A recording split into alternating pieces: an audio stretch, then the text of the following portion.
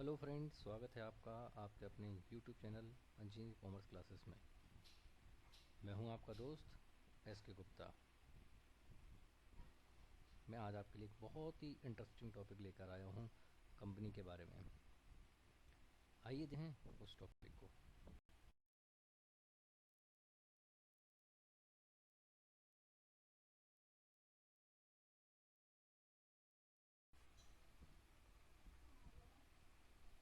इस वीडियो को शुरू करने से पहले मैं कुछ पंक्तियां कहना चाहूँगा। मुश्किल नहीं है कुछ दुनिया में, तू ज़रा हिम्मत तो कर। मुश्किल नहीं है कुछ दुनिया में, तू ज़रा हिम्मत तो कर। ख्वाब बदलेंगे हकीकत में, तू ज़रा कोशिश तो कर। ख्वाब बदलेंगे हकीकत में, तू ज़रा कोशिश तो कर। इन्हीं पंक्तियों के साथ हम आज इस वीडियो को शुरू करने वाले हैं। आज इस वीडियो में मैं आपसे डिस्कस करूंगा कंपनी के बारे में, जिसमें मैं सबसे पहले डिस्कस करूंगा कंपनी की डेफिनेशन क्या होती है, उसी के साथ कंपनी के कैरेक्टरिस्टिक्स क्या होते हैं, और उसी के साथ हम इस वीडियो में लास्ट टॉपिक डिस्कस करेंगे कंपनी और पार्टनरशिप फर्म के बीच में क्या डिफरेंसेस होते हैं। आइए इन तीन बहुत ही इंटरेस्टिंग टॉपिक को शुरू करते हैं। आइए अब डिस्कस करते हैं डेफिनेशन ऑफ कंपनी। इस टॉपिक को डिस्कस करने से पहले मैं कुछ डिस्कस और करना चाहूँगा कि कंपनी की ज़रूरत होती क्यों है। सोल ट्रेड में एक सिंगल पर्सन होता है जो कि सारे अरेंजमेंट्स करता है, कैपिटल लगाता है, रिस्क लेता है। कहीं ना कहीं उसके साथ एक बाउंडेशन होती है, चाहे वो कैपिटल की हो, चाहे वो वर्किंग की हो, चाहे वो रिस्क की हो। तो ऐसी सिचुएशन में जब उसका बिजनेस ग्रो करता है तो उसको इन सब चीज़ों की ज़रूरत ज़्यादा से ज़्यादा पड़ती है। तो ऐसी सिचुएशन में वो एक सोल ट्रेडर अपने बिजनेस को पार्टनरशिप फर्म में कन्वर्ट करता है। पार्टनरशिप फर्म में दो या उससे ज़्यादा पार्टनर्स एक साथ आ जाते हैं, और ज़्यादा पार्टनर्स होने पर कैपिटल और रिस्क और वर्किंग इन तीनों में काफ़ी सपोर्ट मिलता है। लेकिन अब कहीं ना कहीं एक रिस्ट्रिक्शन और भी क्रिएट हो जाता है कि एक मैक्सिमम नंबर से ज़्यादा पार्टनर्स नहीं हो सकते हैं। दूसरा सिचुएशन ये भी हो सकता है कि हमारे पास पैसा नहीं है, लेकिन हम एक पर्टिकुलर आइडिया रखते हैं और हम काम करना चाहते हैं उस पर्टिकुलर टॉपिक पर। तो ऐसी सिचुएशन में अब हम मनी अरेंज कैसे करें। तो यहाँ पर दो पॉइंट्स क्रिएट होते हैं। पहला, अगर हमारे पास बिजनेस है, सोर्सेज हैं, लेकिन पैसे की कमी है। दूसरा, हमारे पास आइडियाज़ हैं लेकिन पैसा नहीं है। तो ऐसी सिचुएशन में हम एक मिनिमम अमाउंट से कंपनी स्टार्ट कर सकते हैं। अब उस कंपनी में हम हमारे शेयर्स दूसरे मेंबर्स को बेच सकते हैं, पब्लिक को बेच सकते हैं, ताकि हमारे पास फंड ज़्यादा से ज़्यादा इकट्ठा हो जाए। तो कंपनी बहुत सारे लोगों का एक ग्रुप है जिसमें कई सारे लोग इकट्ठा होते हैं, पैसा लगाते हैं और एक पर्टिकुलर ऑब्जेक्ट के लिए काम करते हैं, प्रॉफिट गेन करने के लिए। इन्हीं पंक्तियों के साथ मैं आप शुरू करता हूँ कंपनी की definition. According to section 2 sub section 20 of company act 2013, the company is association of person who comes together for a common object. Company act 2013 section 2 sub section 20 के अकॉर्डिंग कंपनी बहुत सारे लोगों का एक समूह है जो एक साथ इकट्ठा होते हैं किसी एक पर्टिकुलर ऑब्जेक्ट को पूरा करने के लिए। Company is a legal artificial person and its existence is प्रीपेचुअल।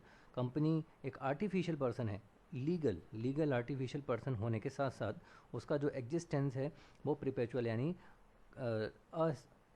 लंबे समय तक रहता है, उसका जो अस्तित्व है। It is recognised by law and having common seal. ये लॉ के द्वारा क्रिएट की जाती है और कंपनी की खुद की एक कॉमन सील होती है। Liabilities of its member is limited. Company के जो मेंबर्स हैं उनकी लाइबिलिटीज़ लिमिटेड होती है। अब यहाँ पर मैं एक पॉइंट वापस से फिर क्रिएट करता हूँ। पार्टनरशिप फर्म में अगर हम देखते हैं तो वहाँ पर पार्टनर्स की लाइबिलिटी अनलिमिटेड होती है, लेकिन अगर हम कंपनी क्रिएट करते हैं तो ऐसी सिचुएशन में मेंबर की जो लाइबिलिटी है वो लिमिटेड हो जाती है। Company gate separate legal entity from its member. Company का जो अपना अस्तित्व है वो अपने सदस्यों यानी मेंबर से अलग रहता है। अब मैं वापस फिर बैक जाता हूँ और उसी पॉइंट को डिस्कस करता हूँ कि जब पार्टनरशिप होती है तो पार्टनरशिप का जो एग्जिस्टेंस है, एंटिटी है, वो पार्टनर्स से होती है। पार्टनर्स के आने और जाने पर जो पार्टनरशिप हम है उसका एंटिटी चेंज हो जाती है, लेकिन कंपनी की सिचुएशन में ऐसा बिल्कुल भी नहीं होता है। तो बिल्कुल कॉमन और बहुत आसान डेफिनेशन है। आइए देखते हैं।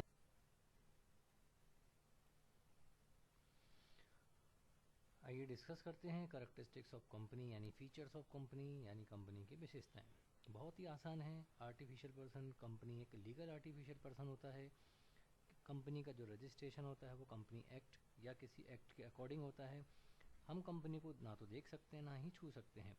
Company can sell purchase goods and assets just like a person. Company वो सारे काम करती है जिस तरीके से एक नॉर्मल ह्यूमन काम करता है, जैसे असेट्स खरीदना बेचना, गुड्स खरीदना बेचना। It may contract sue and be sued in its own name.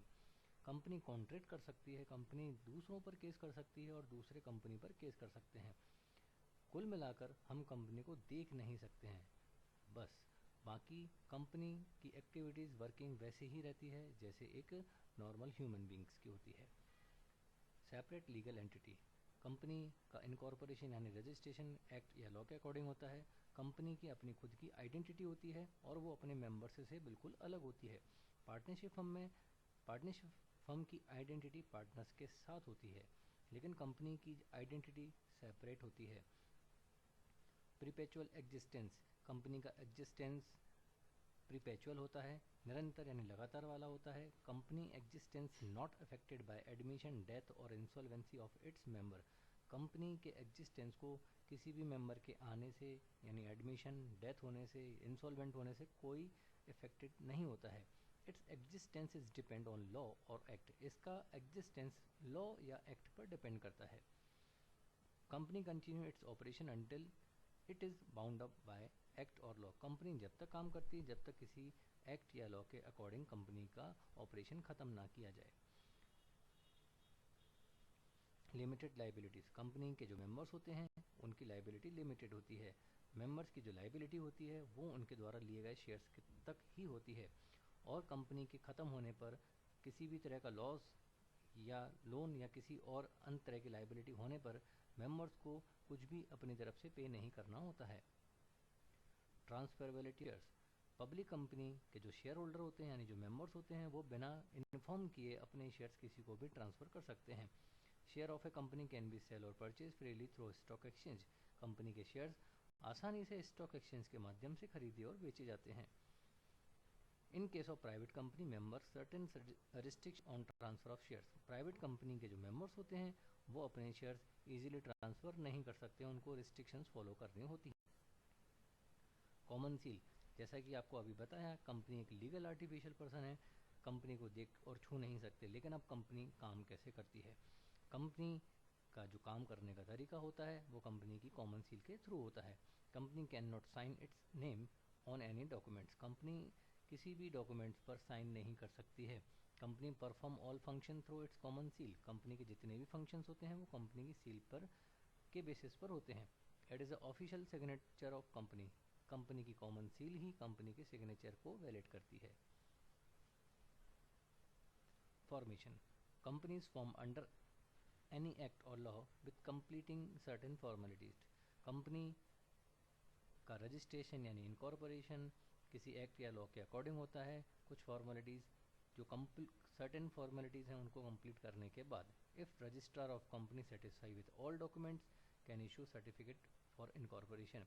अगर कंपनी का रजिस्ट्रार अगर सारे डॉक्यूमेंट्स सेटिस्फाई होता है तो ऐसी कंडीशन में वो कंपनी को इनकॉर्पोरेट करने का सर्टिफिकेट दे देता है। लेकिन यहाँ पर एक चीज़ और मैं आपको बताना चाहूँगा कि प्राइवेट कंपनी जो है इनकॉर्पोरेशन सर्टिफिकेट के बाद अपना बिजनेस स्टार्ट कर देती हैं, लेकिन पब्लिक कंपनियों को इनकॉर्पोरेशन सर्टिफिकेट के बाद कमेंसमेंट ऑफ बिजनेस का सर्टिफिकेट भी लेना होता है। Management and control, share holder company के ऑनर्स होते हैं। There are large number of its share holder. Company में बहुत सारे शेयर होल्डर होते हैं। Every share holder can not participate in management activity. अब हर एक शेयर होल्डर कंपनी का मैनेजमेंट में पार्ट तो नहीं ले सकता है। Therefore, shareholder elect director for control and manage all activities of company। अब यहाँ पर सारे डायरेक्टर्स मीटिंग में वोट करके अपने डायरेक्टर्स को अपॉइंट करते हैं और वो डायरेक्टर्स सारी कंपनीज की एक्टिविटी को कंट्रोल और मैनेज करते हैं। अब अगला डिस्कशन लेते हैं जो है difference between company and firm. Company क्या होती है, पार्टनरशिप फर्म क्या होती है, उनके करैक्टरिस्टिक्स क्या होते हैं, ये कैसे वर्क करते हैं, ये हम पहले डिस्कस कर चुके हैं। आइए देखते हैं उनमें डिफरेंसेस क्या हैं। Meaning, company is A association of person who comes together for a common object. Company बहुत सारे लोगों का एक ग्रुप है जो कि किसी कॉमन ऑब्जेक्ट को पूरा करने के लिए इकट्ठा होता है। पार्टनरशिप हम दो या दो से अधिक लोगों का एक समूह है जो बिजनेस करते हैं प्रॉफिट गेन करने के लिए। कंपनी 2013 एक्ट के अकॉर्डिंग कार्य करता है और पार्टनरशिप 1932 एक्ट के अकॉर्डिंग कार्य करती है। रजिस्ट्रेशन, कंपनी का रजिस्ट्रेशन कराया जाना कंपलसरी होता है और पार्टनरशिप का रजिस्ट्रेशन कराया जाना वॉलंटरी होता है। मिनिमम नंबर्स, प्राइवेट कंपनी में 2 मिनिमम मेंबर्स होने आवश्यक हैं और पब्लिक कंपनी में कम से कम 7 मेंबर होने चाहिए, जबकि पार्टनरशिप फर्म में मिनिमम यानी कम से कम 2 मेंबर होना ज़रूरी है। मैक्सिमम नंबर, प्राइवेट कंपनी की कंडीशन में मैक्सिमम 200 मेंबर हो सकते हैं और पब्लिक कंपनी की कंडीशन में अनलिमिटेड मेंबर हो सकते हैं, यानी कितने भी। पार्टनरशिप फर्म में मैक्सिमम 100 पार्टनर हो सकते हैं। ऑडिट, अकाउंट्स को कंपलसरी ऑडिट कराया जाना कंपनी के लिए ज़रूरी होता है और पार्टनरशिप फर्म में अकाउंट्स का ऑडिट कराया जाना ऑप्शनल होता है, मगर एक पर्टिकुलर लिमिट के बाद पार्टनरशिप फर्म को भी ऑडिट कराना ज़रूरी होता है। मैनेजमेंट, कंपनी का मैनेजमेंट उसके डायरेक्टर्स करते हैं, पार्टनरशिप का मैनेजमेंट उसके पार्टनर्स करते हैं। लाइबिलिटीज़, कंपनी के जो मेंबर्स होते हैं उनकी लाइबिलिटीज़ लिमिटेड होती है, पार्टनरशिप फर्म में पार्टनर्स यानी मेंबर्स की लाइबिलिटी अनलिमिटेड होती है। मिनिमम कैपिटल, प्राइवेट कंपनियों की कंडीशन में मिनिमम 1 लाख रुपए और पब्लिक कंपनी कंडीशन में मिनिमम 5 लाख रुपए कैपिटल होना ज़रूरी है, जबकि पार्टनरशिप फर्म में कैपिटल के लिए कोई लिमिट नहीं है। यूज़ ऑफ वर्ड, प्राइवेट कंपनियों को अपने नाम के साथ प्राइवेट लिमिटेड शब्द और पब्लिक कंपनियों को अपने नाम के साथ लिमिटेड शब्द लगाया जाना ज़रूरी है। पार्टनरशिप फर्म को अपने नाम के साथ किसी भी स्पेशल वर्ड को रखने की ज़रूरत नहीं होती है। डिसोल्यूशन, पार्टनरशिप फर्म को डिसॉल्व करने के लिए लीगल फॉर्मेलिटीज़ की ज़रूरत नहीं पड़ती है, लेकिन अगर कुछ कंडीशंस होती हैं तो कोर्ट से परमिशन लेना ज़रूरी होती है।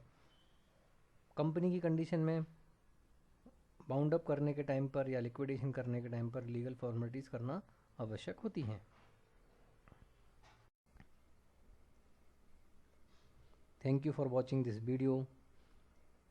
अगर आपको ये वीडियो पसंद आए तो मेरे वीडियो को लाइक करिए, चैनल को सब्सक्राइब करना मत भूलिएगा और आपसे मैं रिक्वेस्ट करूँगा कि आप प्लीज़ वीडियो को पूरा देखें ताकि आपको पूरा टॉपिक आसानी से समझ में आए। आप अपना ध्यान रखिए। Okay, bye, take care.